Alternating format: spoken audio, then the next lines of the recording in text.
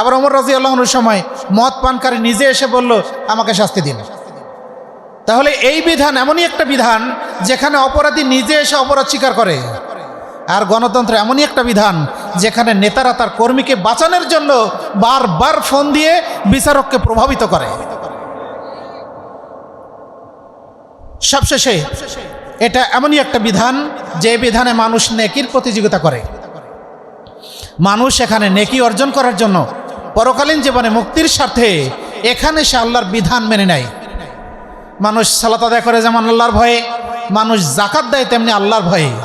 কিন্তু দেখবেন আমাদের দেশে ভ্যাট আছে, ভ্যাট আছে না, আয়কর। আমাদের দেশে আয়কর আছে। প্র্যাকটিস হলো যে সমস্ত প্রতিষ্ঠানে আয়কর নিবন্ধিত সেই সমস্ত প্রতিষ্ঠানে দেখবেন 2টা করে ভাউচার আছে, 2টা করে রসিদ আছে, একটাতে কাটে আর একটাতে লুকায়। মানে যেটা ভ্যাট কর্মকর্তাকে দেখানো হবে সেটাতে কম করে লেখে, আর যেগুলিতে দেখানো হবে না সেগুলিতে সে বাকিগুলি লেখে। কিন্তু জাকাত যারা দেন তারা কি এখানে লুকোচুরি করেন? লুকোচুরি করেন না, কারণ আল্লাহর ভয়ে জাকাত দেয়। সিয়াম যে পালন করে সে কি কখনো লুকিয়ে চুরিয়ে কোনো কিছু খায়? খায় না। কেন খায় না? অথচ যারা উপবাস থাকে, যে উপবাস থাকে সে কিছু খায়, তাই না?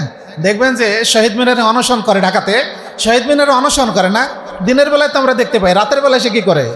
সে সময় কি না খেয়ে থাকে? না, এটা লোক দেখানো অনশন।